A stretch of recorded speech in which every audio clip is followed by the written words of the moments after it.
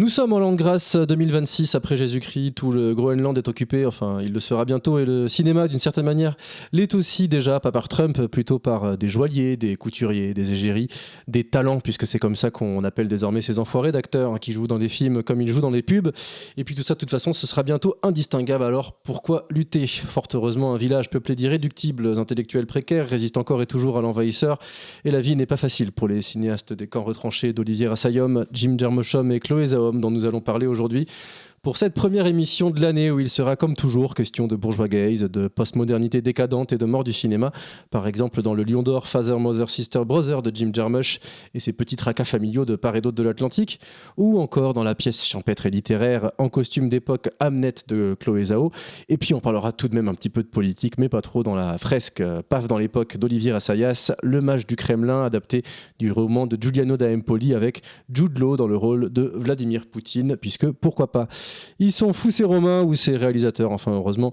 Il nous reste les copains, le mauvais esprit et cette belle table de banquet où j'invite Yal Sadatik, c'est notre forgeron, bonjour. Bonjour.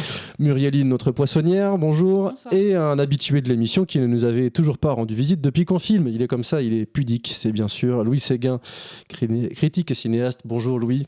Tu aurais peut-être préféré que je gauloisise ton nom. Ouais, tu dois être déçu. Louis, que je remercie d'avoir légué l'intégralité de sa fortune sur Ko-fi à sortie de secours. Malheureusement, c'était surtout des dettes, donc il y en a encore à nouveau besoin de vos dons. Pensez donc à aller voir dans l'adresse qui se situe en description de la vidéo notre page Ko-fi pour nous faire un petit don mensualisé ou ponctuel qui nous permettra de continuer. Et puis bien sûr, quand on a besoin d'argent, qu'est-ce qu'on fait? Eh ben, on passe faire une bise à papa et maman.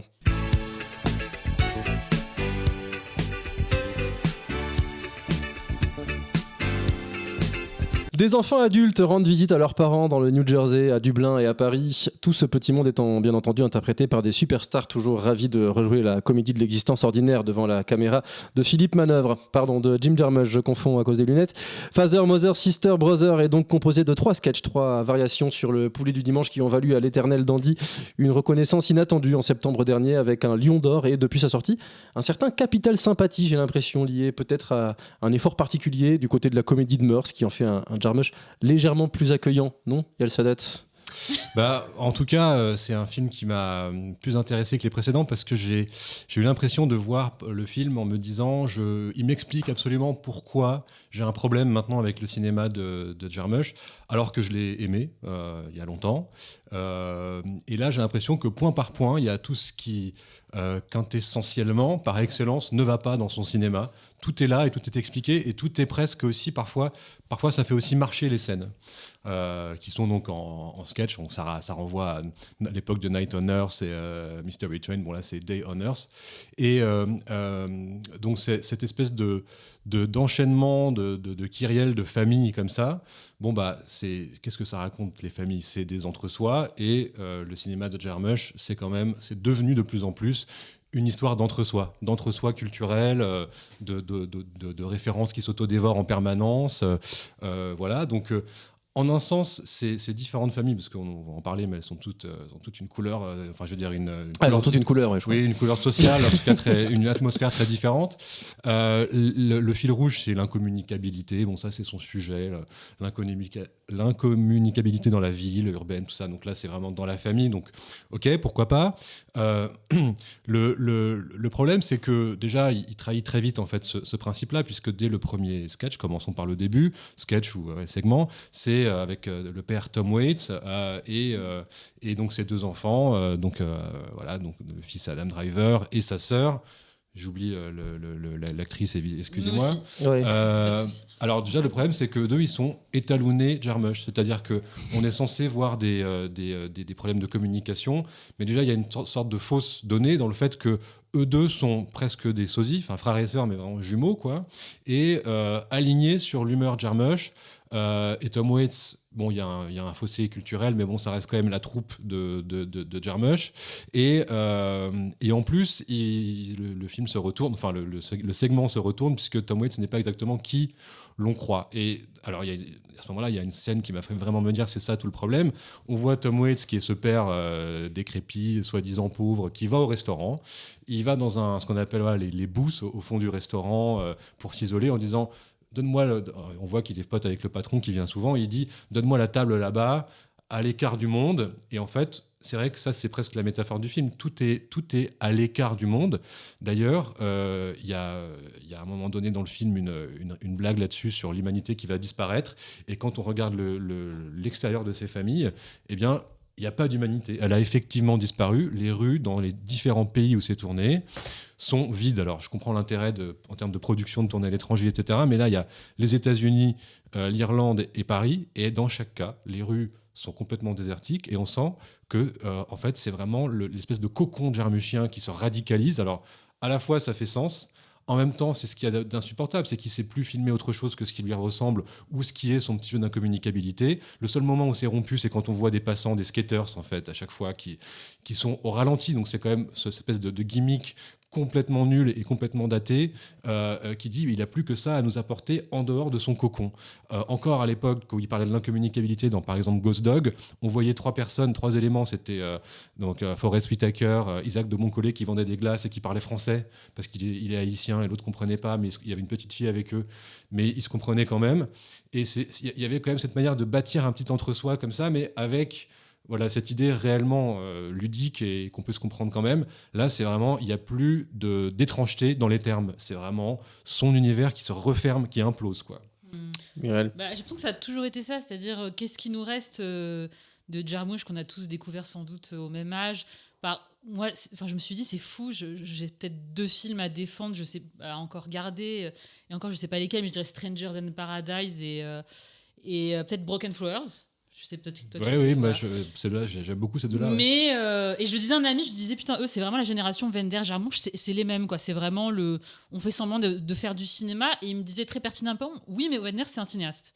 Et c'est vrai que ça a été un cinéaste Wenders, alors que Jarmusch, je crois que moi j'ai un constat assez impitoyable de me dire ça n'a jamais été autre chose que la façade du cinéma, la violence symbolique du cinéma, au sens où il a toujours accumulé des effets de signature. Genre, on sait qu'il aime les cafés, on sait qu'il aime les cigarettes, on sait qu'il aime cinéaste la rock. Nuit, la terre, et en fait, c'est les ça. fantômes, les chiens. Ouais. Oui, tout ce truc comme ça. Non, mais ce bric-à-brac vraiment de magasins vintage / coffee shop de merde, et qui fait que je me suis dit, mais en fait, Jarmusch, qu'est-ce que c'est ? C'est l'underground qui a réussi.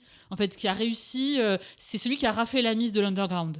C'est celui qui avait les codes pour aller à Cannes, et en fait, du coup, je le déteste, parce que tout ce qu'il représente, au début, c'était une sorte de romantisme comme ça de l'underground quand j'avais 16 ans, 17 ans, 18 ans. Et aujourd'hui, j'ai vraiment plus aucune sympathie pour lui. Et le truc encore plus énervant dans ce film, surtout, je trouve, c'est qu'il y a le côté rocker repenti qui s'est mis, vous savez, genre Iggy Pop qui s'est mis à la méditation ou à la respiration pranique. Enfin, vraiment ce truc de j'en ai vu du monde, je me suis calmée, je vais vous parler de la famille qui, a priori, est un peu... Alors, t'as raison, c'est le truc du clan, mais c'est aussi un peu le contre-champ de son cinéma, la famille. On sent qu'il la filme avec beaucoup d'angoisse. Le problème, c'est que comme c'est pas un cinéaste, il ne regarde pas les choses. Moi, ça m'a frappé dans le film. C'est-à-dire qu'il est toujours sur ce mode de la gêne. C'est-à-dire, il va nous dire en gros, on n'a rien à dire à nos parents. Et donc, ça va être des longs silences entre père et fils, père et fille. Alors que non, quand t'as rien à dire à tes parents, tu parles en fait. Tu racontes de la merde, mais tu parles. Et en fait, c'est cette parole qui fait que on doit comprendre qu'en fait, t'as rien à leur dire à part des banalités ou parler de la météo. Et donc, il ne sait pas quoi faire de cette gêne, parce que donc il s'en remet à cette distanciation qu'il a toujours eue, un peu brechtienne, un peu à la Kaurismäki, mais toujours un peu plus, je trouve, fake que chez Kaurismäki. Donc il y a ce premier truc de les scènes ne sont pas travaillées, t'as l'impression que les acteurs viennent de se rencontrer. En plus, désolé, mais le logo Saint-Laurent au début où tu te dis, pour une fois ça tranche pas avec le cinéaste, ça colle Saint-Laurent et Jim Jarmusch, donc c'est dans l'ordre des choses. Et puis surtout, je me suis dit, mais c'est fou en fait, quand tu vois Tom Waits, qui est censé jouer un père, et vraiment le fragment est sur le père, sur la paternité et tout ça, et comment quand t'es un père, en fait, t'es à la ramasse et tu connais pas tes enfants. Mais en fait, tu vois Tom Waits, tu vois pas de père. Et en fait, je me suis dit, c'est vraiment ça, Jarmusch, c'est quelqu'un qui ne regarde pas le réel, mais qui regarde son propre cinéma en permanence.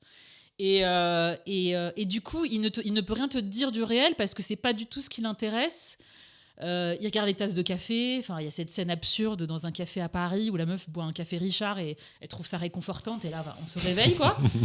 Et le seul truc qui m'a intéressé, c'est les plans caméra embarqués dans Paris, où tu vois, parce qu'en fait, c'est le surgissement du réel, c'est-à-dire un Paris avec des poubelles partout, des voitures partout. Et là, d'un seul coup, il y a une sorte de respiration. Et puis, pardon pour notre ami Philippe Azouri, mais à un moment, il te montre Pigalle. Pigalle, c'est plus ça. C'est plus les dealers d'héroïne. Enfin, c'est fini. Philippe Garrel. Là, je fais le champ lexical Philippe Azouri. Mais il y a un truc comme ça de... En fait, t'es tellement narcissique avec ton univers que tu ne regardes plus les choses.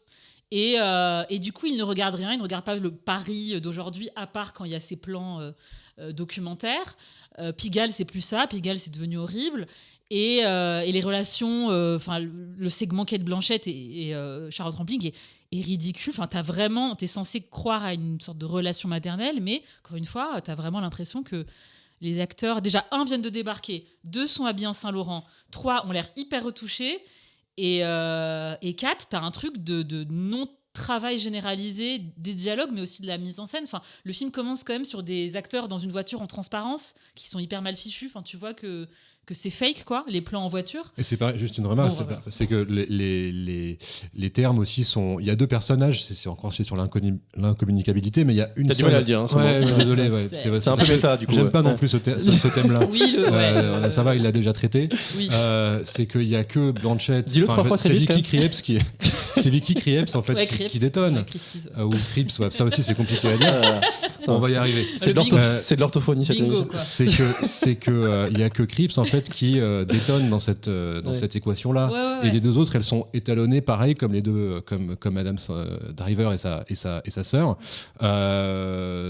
sur un mode jarmuchien, quoi. Donc en fait, le contrat qui est passé de on peut pas se comprendre est rompu. Bah en fait, c'est ça, c'est que comme tous les personnes, c'est-à-dire qu'on est un truc sur d'incommunicabilité. Mais j'ai envie de le faire toutes les positions. Et en fait, n'a pas de sens puisque tous les personnages sont écrits sur la même note. Et tous les personnages sont de Jarmouche, du coup t'es là, en fait c'est juste tout est fake. Mais qu'est-ce que pense Louis de l'incommunicabilité C'est marrant, je voulais justement reprendre ce terme pour en dire quelque chose. Enfin non, mais moi, parce qu'on parle d'incommunicabilité depuis tout à l'heure, mais en fait, on n'a pas de m'humilier. S'il vous plaît. Non, mais enfin après, moi, ce que j'en pense, c'est un peu compiler ce que vous avez dit tous les deux, parce que enfin, c'est bien pratique. Voilà, donc allez, passons à la suite. Non, mais en gros, non, mais moi, ça m'a fait l'effet effectivement, un peu comme pour Yal, de révélateur de ce qui fait que certains de ces films sont bons et celui-là l'est vraiment pas à mon avis. Mais donc le travail, moi, j'aurais parlé plutôt de travail du vide, c'est ce qui me saute aux yeux. C'est très japonais le film, je trouve. En fait, mais lui, il drape ça parfois dans Ghost Dog par exemple, mais tu vois, un peu justement de philosophie. Enfin, t'as l'impression que t'as une justification spirituelle et idéologique au vide par moment dans certains films. Là, c'est pas le cas. Et en effet, en fait, il y avait, je pense, déjà quelque chose de dandy évidemment dans son cinéma depuis le début, mais qui était rattaché quand même à un vide existentiel, enfin qui avait quelque chose d'un petit peu réel, une accroche réelle, qui était un vide ressenti par des personnages qui étaient à une mauvaise époque dans East Village à traîner, enfin qui savaient pas quoi faire de leur vie. Bon, enfin, au moins il était à sa place, disons. Là, effectivement, on a l'impression qu'il se jette dans l'incommunicabilité au sein de la famille, mais comme tu vois, un peu un sujet imposé. Et surtout, moi, l'effet que ça m'a fait, c'est vraiment un film où, donc, dans tout ce vide, parce qu'en fait, les scènes de gêne, ce qu'il filme, c'est des moments de gêne outrés en plus. Je trouve qu'ils sont très mal joués. C'est-à-dire vraiment une fois que ces variations sur gêne, on sait pas quoi se dire. Mais en fait, il y a ce qui fait office de plein à l'intérieur du film et de relief, c'est des motifs de rime ou de récurrence d'un sketch à l'autre. Et en l'occurrence, celui qui est le plus visible, c'est la Rolex, que je trouve quand même très révélateur. C'est-à-dire qu'en fait, ce qui sert d'objet transitif ou je sais plus transitionnel, voilà, d'un sketch à l'autre et comme expérience commune du monde de tous ces personnages, c'est une Rolex, alors qui parfois est fausse. Et en fait, tu sens évidemment qu'il y a une façon de s'amuser du placement de produit. Enfin, tu vois, il y a un côté malin comme ça du type qui va être plus malin que le placement de produit en l'intégrant au scénario, mais en fait, pour moi, il est complètement piégé par ce dispositif de pub. Alors effectivement, c'est un peu... Donc Saint-Laurent, effectivement, est écrit 15 fois dans le générique. C'est assez hallucinant. Enfin, t'as vraiment un truc de martèlement comme ça, où le film a l'air d'être vraiment uniquement du contenu de jarmuchien, sauce jarmuche pour... je sais pas, mais en fait, moi, j'ai vraiment eu le sentiment de voir un cinéma qui était devenu... qui avait été aspiré dans le giron de la niche de luxe, mais au sens de niche fiscale, tu vois, c'est-à-dire un endroit un peu confortable, sans aucune aspérité, aucune accroche avec le réel, et un endroit où juste les bourgeois, enfin la grande bourgeoisie culturelle et du luxe est autosatisfaite et témoigne de son autosatisfaction d'être qui elle est. Et du coup, c'est vraiment du... Mais en fait, même sans contenu, j'ai l'impression que ça vend rien d'autre que le fait que Jarmusch, c'est une bonne association avec Saint-Laurent, mais je sais même pas si mais ça parce vend que Saint-Laurent, en fait, contrairement à d'autres cinéastes qui se sont fait aspirer par ça, Almodovar, Gaspard Noé, je dis pas que c'est d'ailleurs définitif, mais en tout cas ils ont fait des collaborations où ils ont l'air de s'accommoder de ça, mais on les sent un petit peu contaminés par ce truc publicitaire. Lui au contraire, ça le rencontre totalement. Enfin, c'est vraiment c'est match made in heaven quoi. En plus t'as un truc sur les fringues, c'est-à-dire dans les 2 premiers segments, ils ont une couleur en commun, ils portent du bordeaux en commun. Dans le deuxième, il porte du rouge. Il y a un truc comme ça. Et en plus, c'est toujours ce truc de... oui, comme c'est de la... Dans le troisième, ils sont trop... tout le monde est trop fringué déjà dans le film. Et en plus, c'est marrant parce que je me suis dit, à la fin, il y a ce truc... Je me suis dit, c'est fou à quel point c'est pas un cinéaste parce que le dernier... En gros, il finit sur un box avec toutes les affaires des parents qui sont morts, qui sont entassés, et les enfants sont devant, ils savent pas quoi faire de ça. Et je me suis dit... Ok, j'aime bien faire ce jeu. Je me dis, s'il finit sur le plan, sur le box, c'est un cinéaste. S'il finit sur un autre plan, c'est pas un cinéaste. Parce que le plan sur le box, ça viendrait résumer tout ce truc de... En fait, on n'est plus que des objets entassés dans un box, et c'est une belle idée, et tes parents, à la fin, c'est des objets entassés dans un box. Et il finit pas sur ce plan. Et je me suis dit, putain, il a complètement raté son plan. Et je me suis dit, il y avait qu'une manière de terminer, un peu critique sur ce truc des objets, et en fait il le fait pas, il finit sur les 2 enfants qui partent bras dessus. Il aurait peut-être pas toujours fait ça, c'est-à-dire que toi tu dis ça n'a jamais été un cinéaste en somme. Je veux être un peu, après c'est pour en fait c'est trucs de, je me souviens de rien de son cinéma, tu vois, il y a des séquences même chez Wenders dont je me souviens, des trucs qui m'ont ému et tout ça, des trucs dont je me souviens. Jarmusch, à part les effets de signature permanente et l'envie d'être cinéaste. Mais c'est plus que Wenders et Jarmusch se sont retrouvés au même endroit à la fin. Ouais. Enfin, ils ont abouché dans cette espèce de même japonisme bourgeois. Oui, puis cinéma filmé un peu. Enfin voilà. Mais après, je dis ça pour que tu défendes Jarmusch. Tu vois, c'est rhétorique. Non, mais justement, j'en ai revu en me posant la question, est-ce que finalement il n'a pas toujours fait ça, ce qu'on lui reproche là, et ce que je lui reprochais sur de ne pas s'intéresser vraiment à l'humanité, de ne pas la regarder. Et en fait, alors il y a beaucoup de déambulations, vous vous souvenez de Strangers in Paradise avec la Screaming Jay Hawkins et tout. Mais en fait, il y a du monde dans les rues dans Ghost Dog, il y a quand même du monde dans les rues, mais on ressent une sorte de bulle d'étrangeté dans la ville, comme sur le toit de Ghost Dog. Et il y a une sorte de, on va dire, des personnages entre guillemets normaux, c'est en l'occurrence les méchants de la mafia dans Ghost Dog, qui regardent cette étrangeté de l'extérieur. Et c'est original, c'est plus fort de prendre des gens qui sont pas aimables, mais qui ont notre point de vue sur des marginaux. Quoi, là, c'est le contraire, c'est les normaux, les normistes qui ont un point de vue sur les skateurs. Quoi. Exactement, et je pense que voilà, c'est ça. Et je pense qu'effectivement, il a changé, il a basculé de l'autre côté, que donc c'est typiquement l'embourgeoisement, on peut plus regarder de la même façon. Et puis aussi, on devient lourd. Dans ces films, il y a plein, comme tu parlais de la Rolex et des petits signes comme ça de signature et tout. Et il y en a, mais ils sont beaucoup plus discrets. Il y a des références à, je sais pas, à Dante ou à des trucs. C'est vraiment le cinéaste avec ses doudous, quoi, qui nous les. Et d'ailleurs, il me rappelle de plus en plus Wes Anderson, parce que les acteurs, la troupe est de plus en plus d'acteurs et de plus en plus commune à Wes Anderson. Mais comment dire, il avait là, il est devenu lourd. Par exemple, le truc avec Tom Waits qui lit Diogène et ils se font la remarque à voix haute. Oh, regarde, Diogène, pour dire que le père est ça. C'est quand même là, il se fout de notre gueule. Voilà. Mais ça, je pense que c'est l'âge. Je pense qu'il surtout, il a tellement peu d'idées dans ce film que dès qu'il en a une, il la rentabilise à fond. Et cette histoire des skateurs, en fait, moi, ce qui m'a frappé. Donc, c'est vrai que j'ai pensé à Almodovar juste parce qu'il appartient un peu à cette classe de cinéastes, cette génération où je pense, au bout d'un moment, ils se disent bon, bah allons-y. Enfin, non, mais tu vois, faire des collaborations avec Dior et tout. Mais je trouve que quand même, Almodovar, c'est une autre façon. Enfin, Jarmusch, c'est par le prisme du vide qui parle du luxe et de. Enfin voilà, Almodovar, c'est quand même le prisme de la superficialité, oui, du rapport style, du couple. Voilà, mais du coup, en fait, j'ai l'impression que Almodovar le problématise, même si le mot est pas très adapté, mais bon, il en fait quelque chose, quoi, de ces collaborations et de la vente de son âme. Collaboration au sens Seconde Guerre mondiale. Voilà. mais là, Jarmusch, enfin bon, voilà. Mais simplement, je voulais sur cette histoire des skateurs là, moi, ce qui m'a m'a frappé, c'est que le premier autre cinéaste, à peu près de la même génération auquel j'ai pensé, c'est Larry Clark, qui est venu faire un film sur des skateurs à Paris. Et ça a quand même vraiment absolument rien à voir comme contre-champ. Là, en l'occurrence, les skateurs, ils servent de contrepoint d'évanescence et de fluidité, de légèreté face à la pesanteur de la famille bourgeoise, etc. Mais en fait, c'est très mal filmé, c'est ridicule. Et ils sont eux-mêmes très, très normies et enfin, vraiment, ils sont minables un peu ces plans de skate. C'est jeune. Et à côté, quand tu vois Larry Clark, lui qui est. Ces enfoirés de jeunes. Alors, je dis pas, sans parler de la qualité du film ou de Larry Clark en général, mais quand même, qui vient de la contre-culture, etc. Et lui, ce qui fait de ça, et il continue à en fait, prendre au sérieux, tout simplement, là d'où il vient, ce qui n'est pas le cas de Jarmusch. Moi, je crois qu'on n'a plus le droit de filmer les skates. Je pense que pour moi, c'est un red flag, le skate. Je suis assez d'accord. Ouais. Mais après, c'est quand tu viens d'un truc contre-culturel ou parce que la contre-culture, c'est la jeunesse, donc qu'est-ce que tu fais quand t'es vieux ? Et en fait, moi, les skates, je me suis dit, n'oublie pas d'où tu viens. Il y a un côté comme ça, comment tu fais quand t'es Jarmusch pour être vieux alors que t'as toujours joué aux jeunes ? En fait, il a les cheveux blancs, c'est une stratégie pour. Du coup, il a toujours eu les cheveux blancs, comme ça, il vieillit pas. Quand il a joué avec cette figure du vampire et tout ça, mais voilà, vieillissement, bourgeoisement, jeunesse, contre-culture, précarité, voilà, c'est compliqué, je pense. Pour moi, le skate, c'est vraiment la petite pointe de je sais d'où je viens, mais qui marche pas du tout parce que de filmer le roller, quoi. Passer. Oui, non, mais c'est ça. Non, en plus, c'est un truc un peu dégueu dans les ralentis, un peu à la Hong Sang-soo, tu vois, un truc vraiment bien dégueu, mais.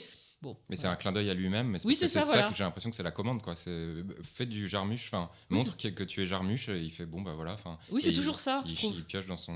Qu'est-ce que c'est c'est ça. Qu'est-ce que c'est déjà de faire du Jarmusch, et ils l'ont fait. Enfin, pour moi, c'est que ça. Du coup, c'est assez inauthentique. Bon, y a des cinéastes qui font tout le temps le même film et on ne les aime pas, mais il y a aussi des cinéastes qui ne font jamais le même film et on ne les aime pas non plus. Ce sont de drôles de types qui vivent de leurs plumes ou qui ne vivent pas, c'est selon la saison. On ne sait quasiment rien de la vie de William Shakespeare, on trouve même quelques farfelus pour expliquer qu'il n'est pas l'auteur de son œuvre. Et tout ça, c'est bien pratique pour jouer à projeter un peu tout et n'importe quoi, ce dont Hollywood ne s'est jamais privé avec, il y a une vingtaine d'années, une belle moisson d'Oscars à la clé. Reste à savoir si un tel triomphe attend pour la deuxième fois après Nomadland l'insaisissable Chloé Zhao, passée par les pièces arty hybrides fiction docu, le film social de grande exploitation, le blockbuster Marvel, pour finalement atterrir dans le film d'époque. Alors est-ce qu'on en sait un peu plus sur elle ou encore un peu moins, Louis ? Bah sûrement un peu moins, mais enfin, je pense en tout cas, moi j'ai l'impression d'avoir cerné ce qui était sa façon de faire des films, c'est-à-dire de fonctionner à la commande. Enfin là, en l'occurrence, c'est un film, je crois, qui est passé de main en main par Sam Mendes notamment, coproduit par Spielberg. Enfin bon, en gros, je crois que c'est une histoire, voilà, qui traînait.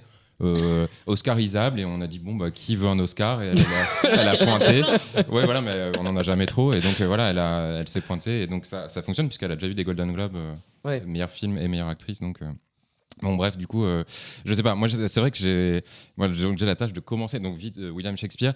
Moi honnêtement, ce qui m'a frappé le plus dans ce film, dans l'expérience du film, c'est que je me suis dit jusqu'au bout, je vais vraiment absolument pas comprendre de quoi parle ce film, et le film ne comprend lui-même pas de quoi il parle, parce qu'effectivement il y a Shakespeare. Il y a une sorte d'incommunicabilité en fait. Ouais, alors c'est l'incommunicabilité à balle, mais version Shakespeare, et donc en fait c'est bon, histoire d'amour Shakespeare avec Agnès. Ils ont des enfants, etc. Honnêtement, c'est vraiment très, très. Non, mais on est dans. Non, mais c'est très flottant. Et en fait, j'ai l'impression. Donc, heureusement, arrive la scène finale, qui est même pas brillante, mais la fin. Donc, et donc, le dernier quart d'heure, qui fait dire que donc les 2 premières heures étaient une sorte de prologue à cette scène. Mais donc, il y a une idée dans le film, une seule, qui arrive après 2 heures de film, et c'est en gros le théâtre est cathartique. Enfin, c'est ça l'idée du film. Et je le dis donc, parce que ça c'est donc l'histoire, c'est qui le contredirait. Bah ouais, non, c'est vrai, chapeau. C'est pour ça qu'on n'y va pas. Effectivement, on veut pas de catharsis. Oui, c'est ça, nous, donc, ça nous intéresse pas. Nous. Cinéma, merci. Ouais, voilà, exactement. Mais d'ailleurs, en fait, voilà, non, mais alors du coup, là, pour avoir quelque chose d'intelligent à dire, j'ai un peu réfléchi à la question. Je sais pas si c'est intelligent, mais en tout cas, je me suis dit cette scène-là, donc, elle montre comment Shakespeare, qui a perdu son enfant et qui a l'air de s'en foutre, enfin, pour résumer, qui s'appelle Hamlet, donc. A écrit Hamlet pour exorciser ses démons et voilà, pour faire le deuil de son fils. Bref, et sa femme découvre le théâtre et au début elle hurle parce qu'elle dit qu'est-ce que c'est que ces gens qui crient sur scène. Elle découvre tout, mais voilà. Et en gros la scène montre, cette scène finale montre à quel point les acteurs sont là pour assurer la catharsis du public, mais inversement comment les acteurs vont être consolés par le public. Et donc enfin bon voilà, je vais dire, donc la scène c'est vraiment le public finit par tendre ses bras en larmes vers la scène, et donc c'est-à-dire Shakespeare lui-même et le personnage qui joue Hamlet, enfin l'acteur qui joue Hamlet. J'adore quand tu pitches des films dans un état j'imagine la réunion à Hollywood de relative panique comme ça. La réunion, ça devait être ouf, la réunion à Hollywood où quelqu'un pitch le scénario, enfin où Chloé Zhao, alors ouais, du coup, enfin vraiment. C'est un bouquin à la base. C'est adapté d'un roman. Le book, enfin bon, c'est absurde quoi. Enfin, en tout cas, fausse bonne idée. Enfin non, mauvaise idée quoi. Mauvaise idée, ouais. Mauvaise idée en fait. Ouais.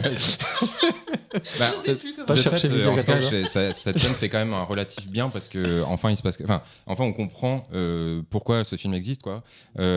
Et avant ça, c'est vraiment pour moi un pot pourri de juste démonstration de comment faire un film d'époque avec des options de mise en scène complètement contradictoires entre elles d'ailleurs, mais vraiment, c'est-à-dire on va faire des longs plans séquences en costume avec en courte focale, des plans de nature parce que on sent une tentative un peu de raconter que Shakespeare a beau être prof de latin, en fait, quand même la vraie vie elle est dans les bois et sa femme représente cette partie-là.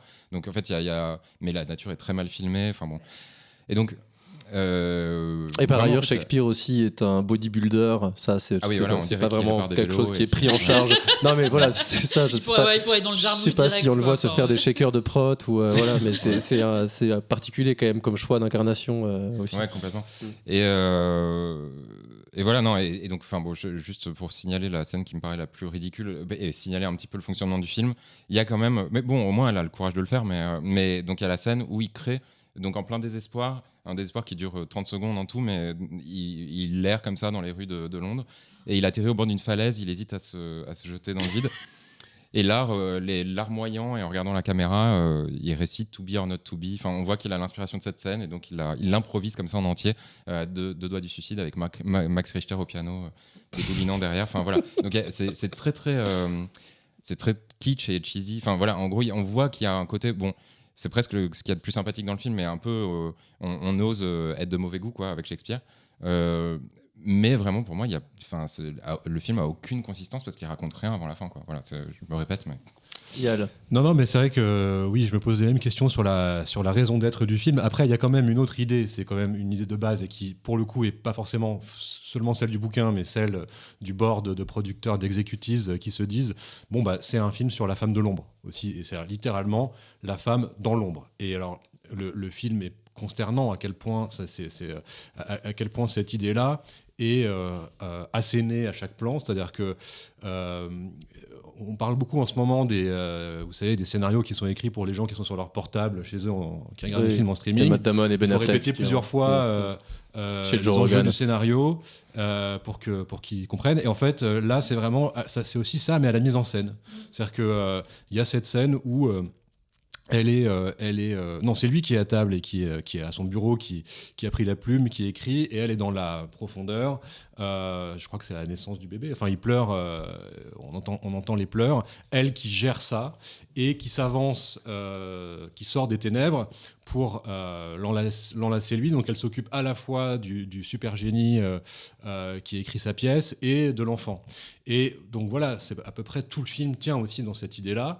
Elle sera déclinée à chaque fois. Et elle sera déclinée vraiment par des compositions qui enferment. C'est-à-dire qu'elle est emprisonnée un peu à la maison et dans l'ombre et tout. Et nous, on est emprisonnés dans l'unique idée par plan et par scène qu'elle met. On la voit, elle est souvent filmée sous les combles. Il y a une manière comme ça de composer de manière à faire une sorte de cabane qui l'écrase. Et on voit que ça tient qu'à ça.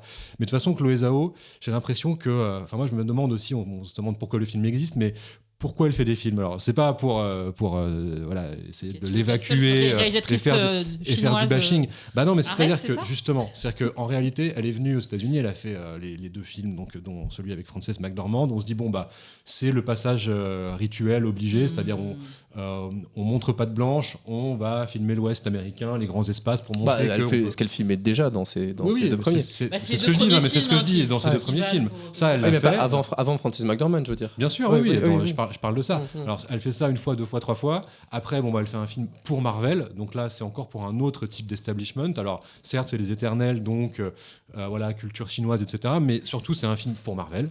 Voilà. Et maintenant, elle fait un film pour l'establishment culturel anglais, européen, avec cette manière de reprendre la peinture naturaliste de l'époque, parce que c'est vraiment ça, hein, que ce soit la scène d'accouchement ou simplement d'isolement dans la nature, c'est vraiment que ça. Et on se dit aussi que c'est fait pour trancher avec l'idée du montage très cut à la Nolan, à la Netflix, à la TikTok ou ce que vous voulez, de faire des plans avec de la durée qui dure, et dont les monologues d'ailleurs de Paul Mescal, c'est pareil, c'est juste pour dire, regardez, en fait c'est un peu le plan séquence immobile, voilà, qui est là pour épater sur Netflix quand c'est des séries comme Adolescence ou quoi.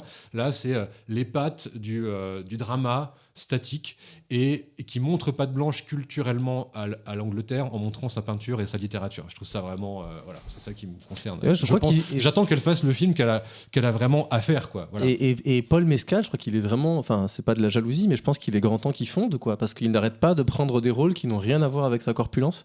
Entre The History of Sound, là il joue Shakespeare, et là il va jouer un Beatles. Enfin, il est dans les biopics de Sam Mendes, là il est. En fait, je sais plus s'il est John Lennon ou quoi, mais Paul Mescal, j'ai toujours l'impression que, en fait, tous les rôles de gringalet.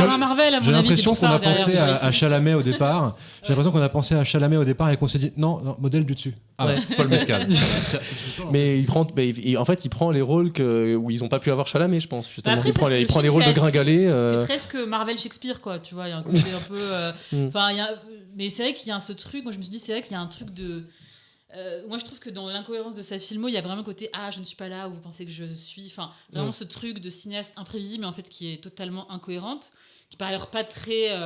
Moi, j'ai eu un problème en interview avec lui parce que avec les attachés de presse de Paul Mescal, lui, il a été très poli, mais parce que à un moment donné, j'ai mentionné que le fait qu'il avait un statut de sex symbole, et les attachés de presse ont pété un câble que je dise ça précisément parce que toute sa politique actuelle dans ses choix de rôle, etc., c'est de casser ce truc-là. Le mec sortait de Gladiator 3 mois plus tôt, tu vois, c'était grotesque de pas admettre cette évidence qui était qu'il est là pour être beau et pour être musclé, et s'il peut être plus, tant mieux pour lui, mais en tout cas il faut quand même encore qu'il le soit, beau et musclé, et donc du coup ça avait été très mal pris, précisément parce que effectivement une stratégie de reconstruction d'image. Oui, si t'avais dit ça de Paul Dano, tu vois, je pense qu'on comprend le pétage de câble, mais voilà, à un moment, si tu veux être une star, faut être un sex symbole, et puis c'est tout. Enfin, ça fait pitié de pas, voilà, ils savent très bien.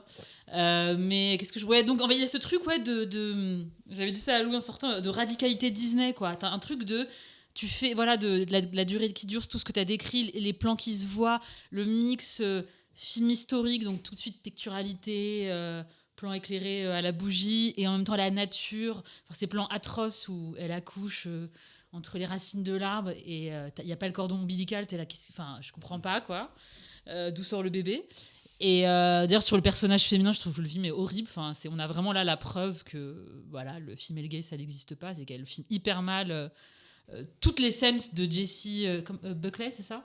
Je confonds avec le mec là. Plemons. Oui, c'est ça. Avec qui ? De quoi ?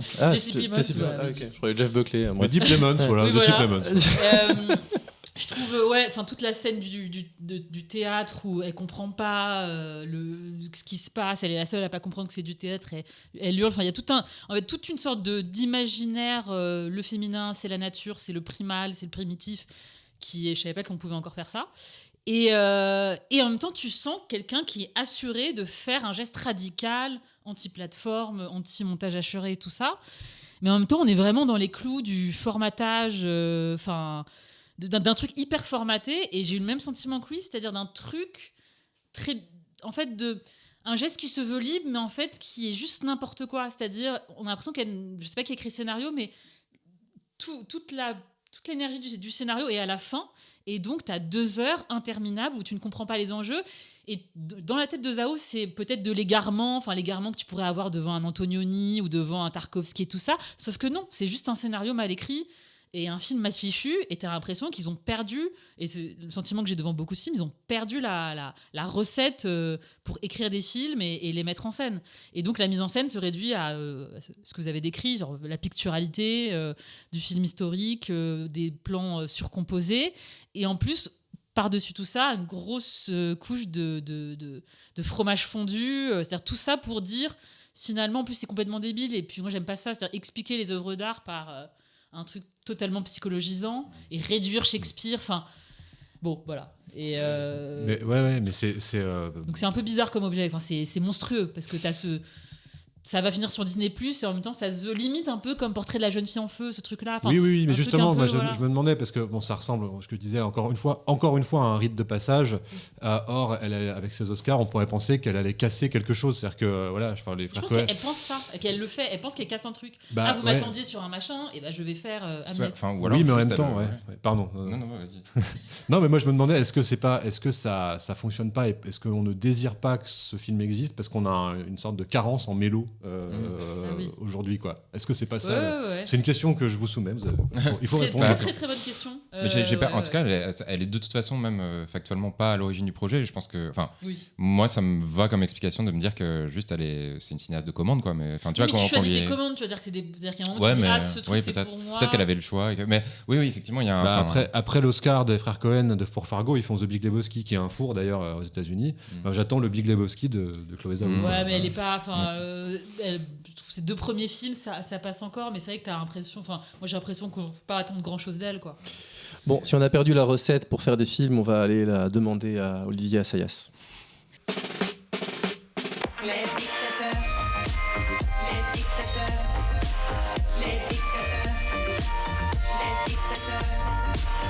On aime bien ici détester Olivier Assayas, et je précise qu'on aime bien, oui vraiment, parce qu'un bon hate watch, ça ne court pas les rues, et personnellement je continue de recommander Hors du temps à pas mal de monde autour de moi. Hélas, avec Le Mage du Kremlin, Assayas met quelque peu de côté sa sociologie pour retrouver sa veine internationale, confiant à Jude Law et Paul Dano les 2 rôles principaux du roman d'inspiration historique, mais tout de même très largement fictif, de Giuliano da Empoli. Il avait déjà fait semblant d'être américain, le voilà maintenant qui fait un truc encore plus américain, faire semblant d'être russe. Mais bon, je crois qu'il peut épuiser tous les crédits Duolingo qu'il voudra. Il reste particulièrement français, n'est-ce pas, Muriel ? T'as raison de dire... J'ai raison, on toujours. L'aime. On l'aime, putain. Non mais j'ai encore eu une conversation là où on était là, putain, Hors du temps, trop bien, son film sur le milieu de l'édition aussi. On se recommande des Assayas, il faut le dire, donc il faut sortir de... Voilà.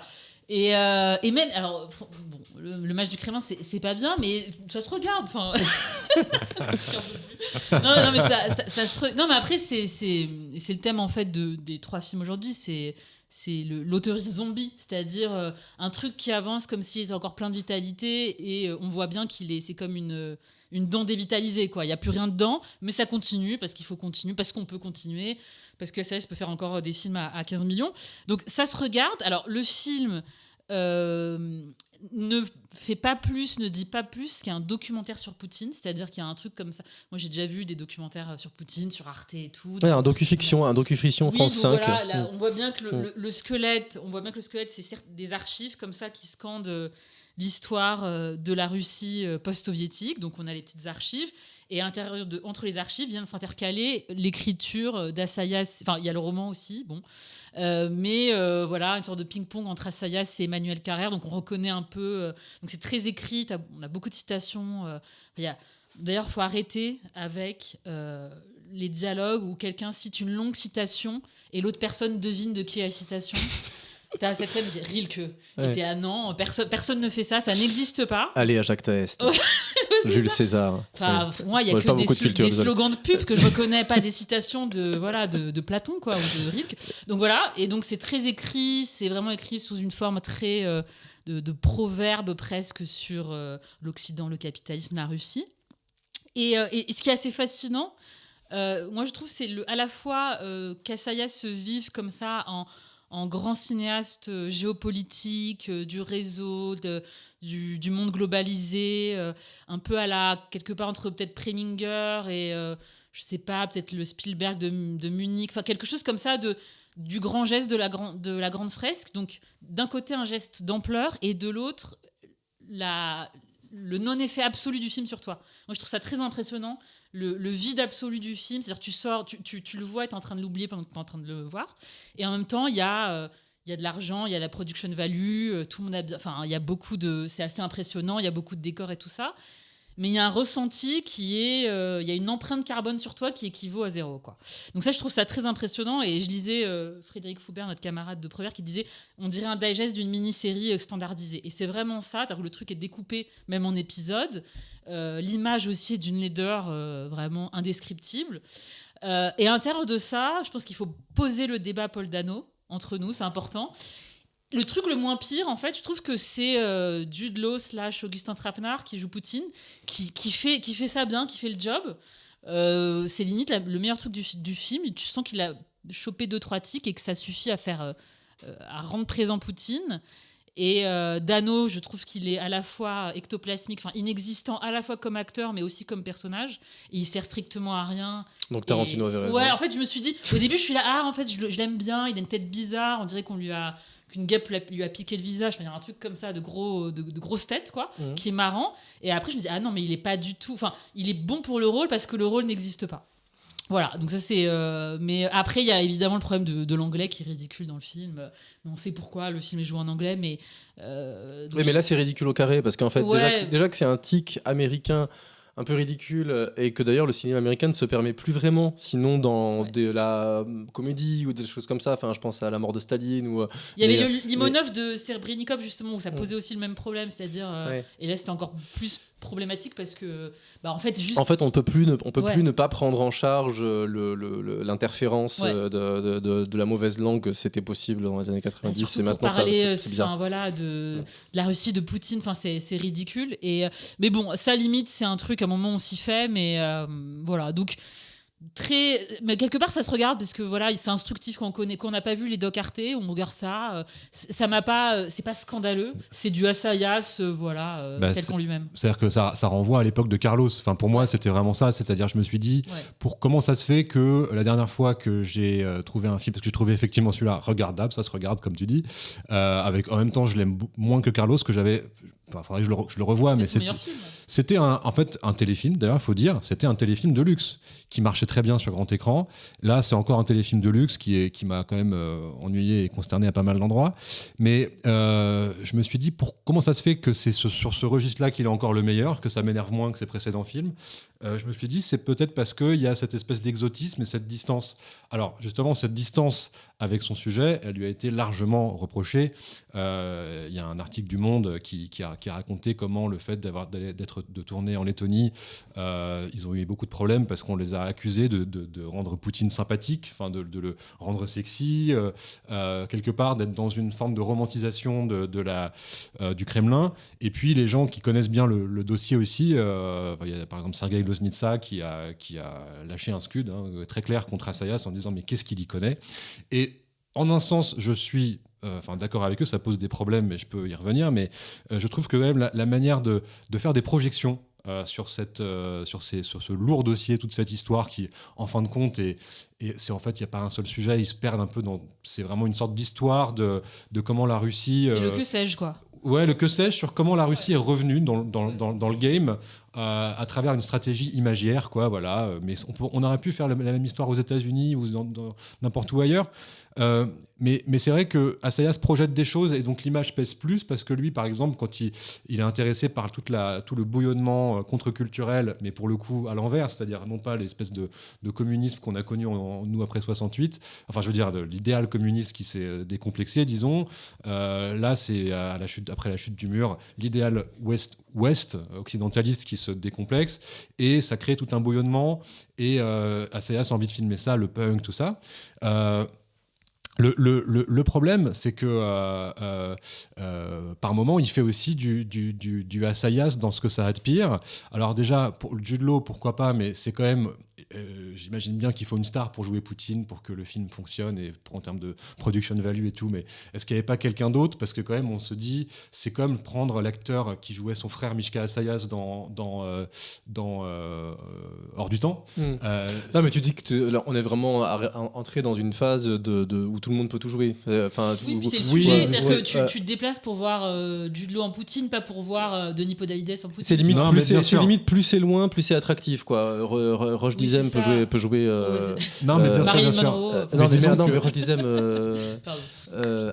Montand, voilà. Bref. Ah oui. Moi, ça a fait écran quand même, tout comme parfois je retrouve Assayas. Bon, ça c'est pas grave, mais côté. Écran, À un moment donné, ça commence sur caractériser le personnage de Dano sur sa bibliophilie, toute sa bibliothèque, et il nous en parle pendant 5 minutes. Et c'est vrai qu'il y avait ça aussi. Il y avait exactement la même chose dans Hors du temps, où il avait vraiment envie de s'entretenir avec nous de sa bibliothèque. Donc on refait Hors du temps en fait. Mais surtout le problème, c'est qu'on arrive à ce truc, à un moment donné. Où la psychologie, et là je comprends le reproche des gens qui bossent ce sujet, qui bossent le poutinisme et ce que c'est réellement psychologiquement, et là en fait on voit un Poutine qui nous explique ses moves tout le temps, et comme tu disais, c'est la citation, mais c'est aussi le bavardage, quoi. Ils sortent des punchlines, et tous les moves de Poutine sont explicités par lui ou par d'autres. Or, ce que Loznitsa avait bien capté dans son film sur deux procureurs, c'est la rétention. Le pouvoir russe, c'est la rétention, et c'est quelque chose d'ineffable. Non, mais voilà, c'est de retenir la parole. Un peu, hein. Et c'est là qu'il y a une sorte de psychologie, une part de la psychologie de ces gens qui est ineffable, qui est indicible et qui passe dans l'image. Et là, pas du tout, parce que c'est vraiment explicité comme si on faisait une série type à la Maison Blanche, quoi.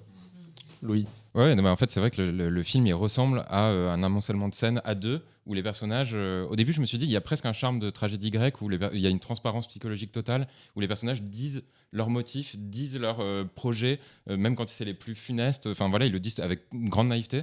Ils disent, moi, ce que je veux, c'est conquérir le pouvoir.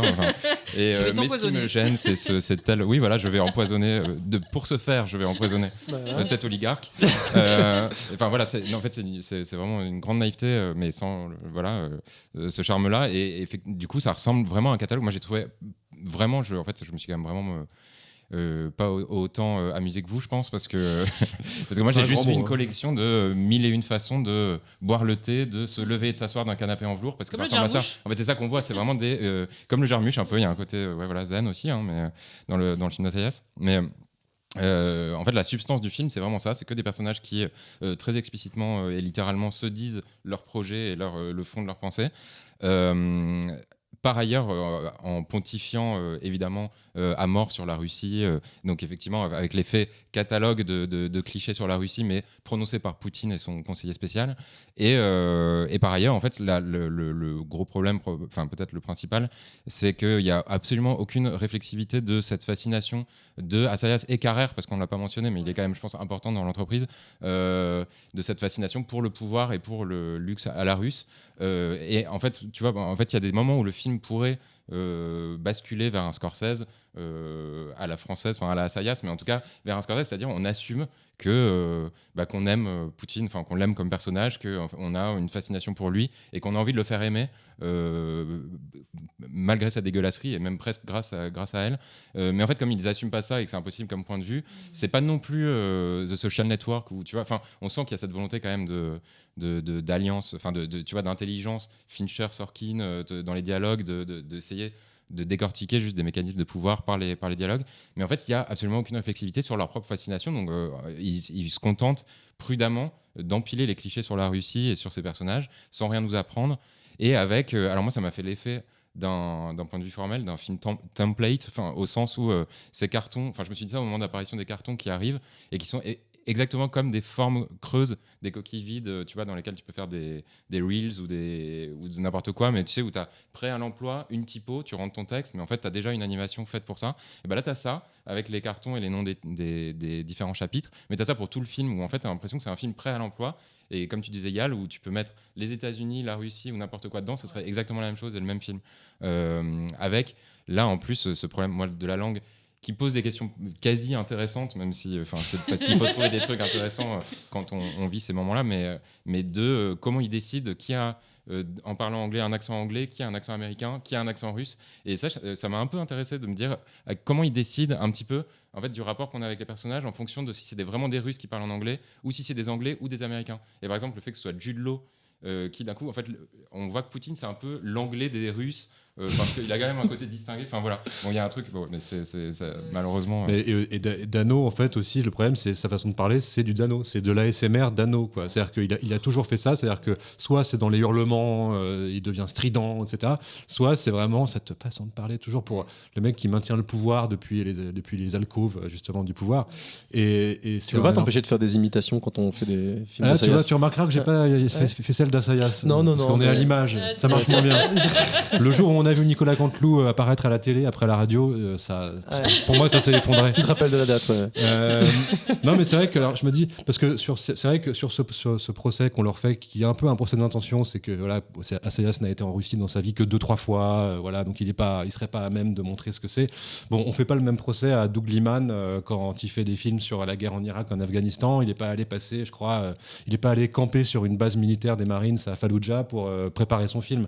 Donc là, il y a un peu un procès d'intention. Mais c'est vrai que je trouve qu'il gagnerait à être plus, à mettre plus de Carrère, parce que je pense que chez Carrère, il y a quand même une fascination qui politiquement reste lucide et tout ça, mais qui est quand même, c'est sexy, quoi, tout ça, c'est sexy. Et il y a un film, par moment, le film est dans cette érotisation, et on a envie qu'il bascule dans un truc. Au moins pour qu'il y ait une accroche, qu'on puisse dire ce film, le point de vue de ce film est celui-ci, alors que là, il n'y a pas de point de vue. Enfin, le film n'a pas de point de vue. Mais c'est ça, c'est un sorte de point de vue de nulle part qui correspond un peu.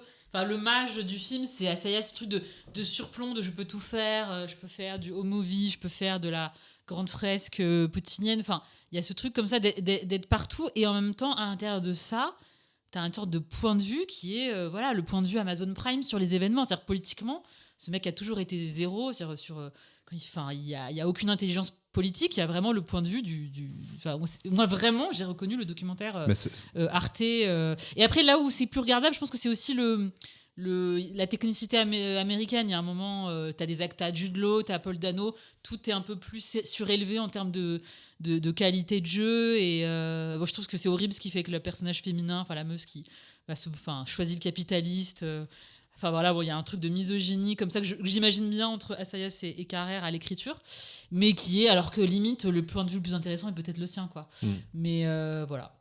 Le problème, c'est que ses précédents films, il avait cette tendance quand même, moi c'est ça qui m'énervait le plus, à considérer que tout ce qui est son domaine, son territoire culturel, encore une fois, l'entre-soi, comme il y en a un chez Jarmusch, la vallée de la Chevreuse, on pourrait les comparer, de considérer que c'est intéressant de facto. Ça l'intéresse lui, donc on est censé regarder ça, et on l'a beaucoup critiqué ici pour avoir du temps, mais il y avait aussi Après Mai qui est comme ça, par exemple, où on a l'impression qu'il n'y a aucun travail sur rends-nous ça sexy, explique-nous pourquoi tu t'as aimé ça, pourquoi on devrait avoir une mélancolie pour ça.